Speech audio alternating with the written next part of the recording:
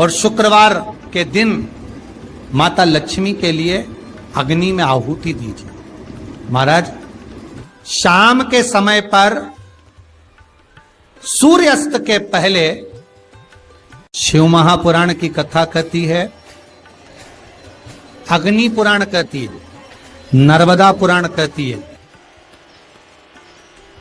लिंग पुराण कहती है कि बेलपत्री के वृक्ष के नीचे, नीचे तो नीचे वो भी जाने दो, यहां तक वर्णन किया शिव महापुराण में तो कि बेलपत्री का जो फल होता ना, बेल फल जो होता है, कहते हैं अगर किसी व्यक्ति के यहाँ लक्ष्मी की कमी होती है, संपदा की कमी होती है, जिसके यहाँ पैसा नहीं आता, धन नहीं आता, तो बेल का जो फल होता है, बेलपत्री का जो फल होता है, उस फल के गूदे को,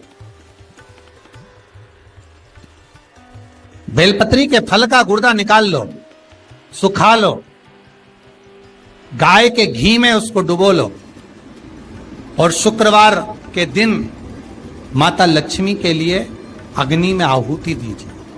महाराज, शाम के समय पर सूर्यास्त के पहले ये जो आहुतियां हम बेले के गुर्दे के फल की गाय के घी में डुबोकर माता लक्ष्मी और भगवान विष्णु के नाम से देते हैं, महाराज 2 या 3 शुक्रवार करोगे, लक्ष्मी की कभी कमी नहीं आती, संपदा बढ़ती है। एक प्रयोग और कर कर देखना, कभी अगर मौका मिले आपको तो प्रयोग कर कर देखिए। लिंग पुराण के अंदर लिखा हुआ है, शिव पुराण में, लिंग पुराण में और स्कंद पुराण में कहा गया है कि अगर किसी ने बेले के फल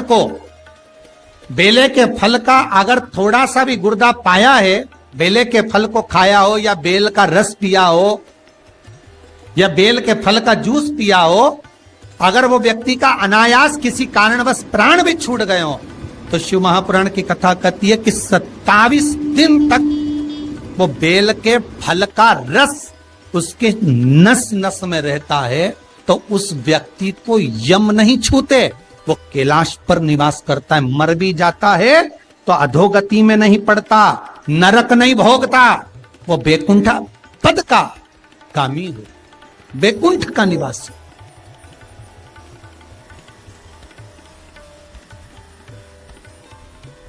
बैकुंठ का निवास।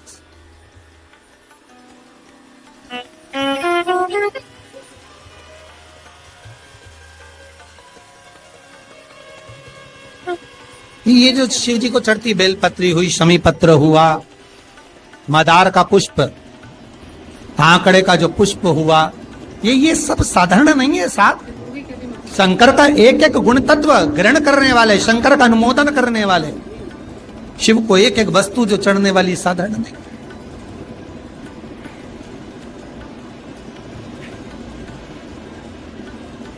महाराज, हम तो आपसे निवेदन पहले भी करे, आज फिर करते। मान लो आपको ऐसा लगता है कि घर में बीमारियां ज्यादा घेर रही है, तो एक बेल का टुकड़ा, बेले का फल का एक टुकड़ा अपने ही घर में कहीं पर भी कटोरी में रख दीजिए, शिव का स्मरण, सुख प्रदान करेगा।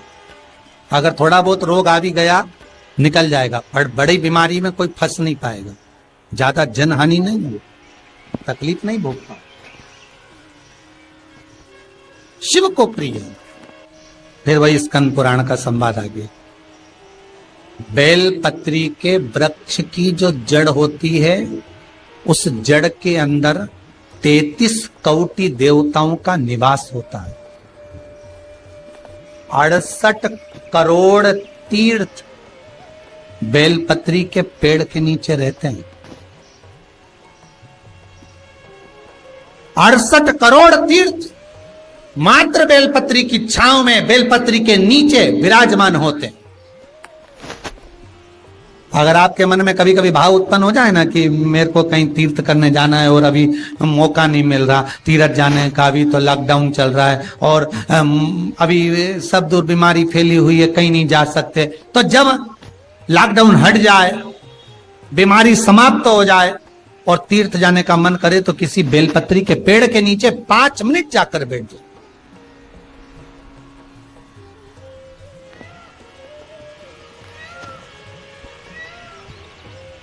और जप लो, श्री शिवाय नमस्तुभ्यम। जितने बैठे हो टीवी के सामने प्रेम से बोलो, श्री शिवाय नमस्तुभ्यम। जितने टीवी के सामने बैठे, एक बार फिर से बोलो, श्री, साथ में बोलो, आगे आगे नहीं, श्री शिवाय नमस्तुभ्यम। जब ऐसा याद रखिए, मान लो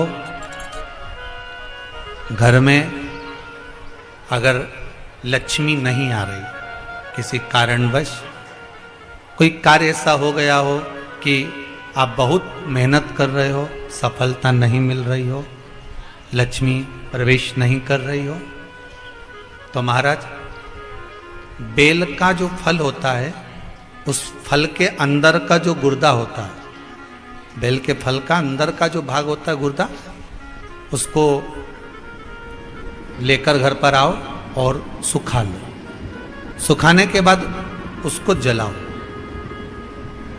जलाकर उसकी भस्म तैयार करो। उस भस्म को अच्छा बढ़िया पीस लो, पीस कर कपड़े से छान लो महाराज। उसको छान कर जब आप शंकर भगवान का पूजन करने के लिए शिव मंदिर में जाएं महाराज,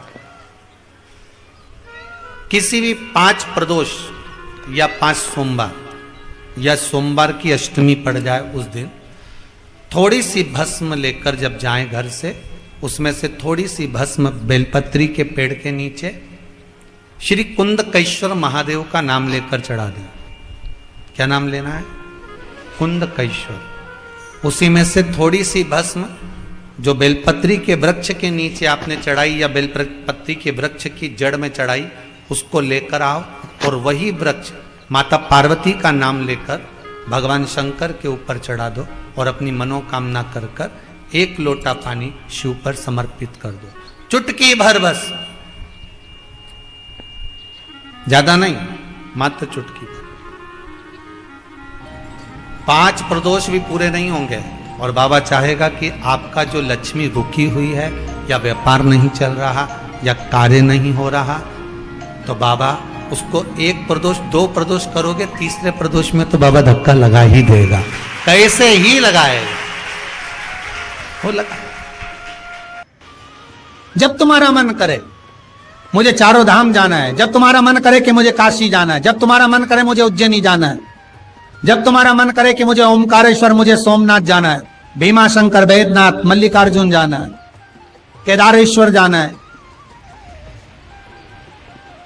बस नागेश्वर जाना है, थोड़ी देर के लिए बेलपत्री के पेड़ के नीचे जाकर भी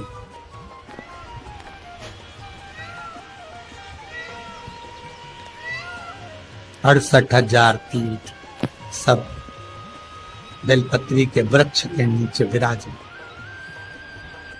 जहां पर देवराज के प्राण छूटे वहां बेलपत्री का पौधा है, बेलपत्री का वृक्ष है। हिंदू धर्म में आज भी रीति है, मरने वाले व्यक्ति, अब तो ये कोरोना महामारी में ना गाड़ी में भरे ने लेकर चले गए और जला दिया, पर पहले जो नियम था शास्त्रार्थ के अनुसार, जब कोई व्यक्ति मरता था उसको कंधे पर लेकर जाते थे, तो ले जाने के बाद में बीच राह में एक स्थान ऐसा आता था जहां पर अर्थी को उतारते थे। विश्राम स्थल पर उस अर्थी को उतारा जाता था, और वो केवल विश्राम स्थल ऐसे नहीं होता था, वहां पर बेलपत्री का पौधा होता था, पेड़ होता था। उस बेलपत्री के वृक्ष की छांव उस मुर्दे पर भी पड़ जाती थी तो उसको यम की कैद नहीं भोगना पड़ा, उसको यम की कैद, यम की त्राण नहीं भोगना पड़ा।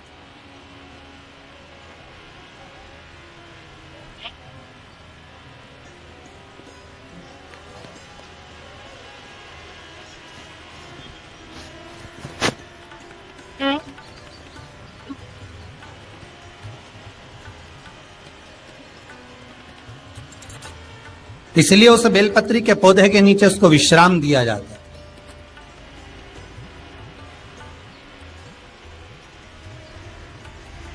बेलपत्री के पौधे के नीचे उसको विश्राम दी गई। शिव कह रहे हैं, देवराज तेरे प्राण छूटे, मना नहीं है तेरे प्राण छूटे, पर तेरे प्राण जहां छूटे वो बेलपत्री का वृक्ष था।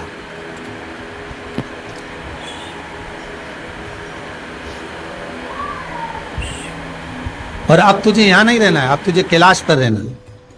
तो कैलाश पर क्यों? शंकर भगवान बोलते हैं ये मृत्यु लोक जो है ना, पृथ्वी, ये भूमि जो है ना, ये मेरी निवास स्थली है, ये मेरा घर है।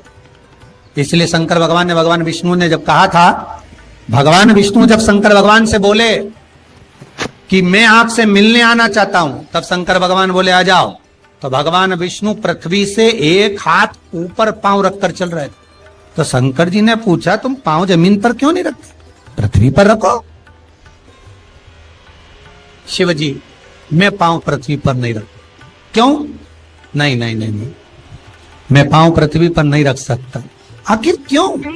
शंकर भगवान से भगवान विष्णु कहते हैं पूरी पृथ्वी पर छोटे छोटे कंकर नजर आते हैं, हर कंकर में मुझे शंकर नजर आते हैं। जब कंकर में शंकर दिखेगा तो मैं पृथ्वी पर पांव कैसे रख सकता हूं? शिव जी बोले, भाई नारायण भगवान विष्णु से बोले, है नारायण, अगर आप इतनी दूरी बनाकर रखेंगे तो फिर हमारे करीब में कौन आएगा? हम चाहते हैं कि आप हमसे मिलकर रहें, हम आपसे एक क्षण की दूरी सहन नहीं कर सकते। आप हमसे चिपक जाएं, लपट जाएं, आप हमसे रम जाएं, हम आप में रम जाएं।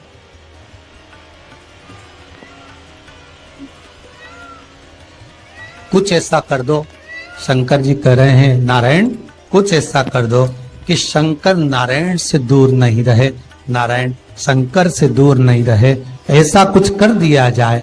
तब भगवान शिव ने भगवान विष्णु से कहा एक काम हो सकता है कि आप सांप बन जाओ। भगवान विष्णु ने पूछा मैं सांप बन जाऊं, क्यों? शंकर भगवान कहते हैं सांप बन जाओगे तो मैं गले में आपको डालकर रखूंगा, आप मुझसे चिपके रहोगे, मैं आपसे चिपका रहूंगा, आप मुझसे लगे रहेंगे, मैं आपसे लगा रहूंगा, दूरी नहीं रहेगी एक क्षण की भी। और भगवान विष्णु सर्प बन गए, भगवान विष्णु सांप बन गए। सांप बने भगवान शंकर ने, भगवान विष्णु जब सर्प बने और सर्प बनकर भगवान शंकर ने अपने गले में भगवान विष्णु को धारण कर लिया। आज भी शंकर भगवान के गले में जो सांप पड़ा हुआ है वो सांप केवल सर्प नहीं है, वो भगवान विष्णु का ही एक अवतार।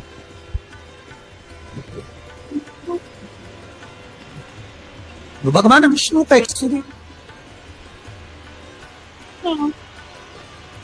शंकर भगवान के पूरे शरीर पर 6 सांप हैं। कितने सर्प हैं? 6।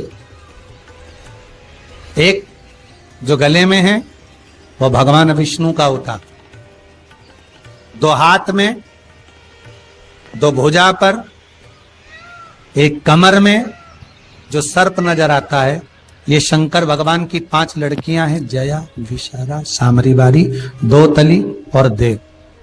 शिव जी की 5 लड़की।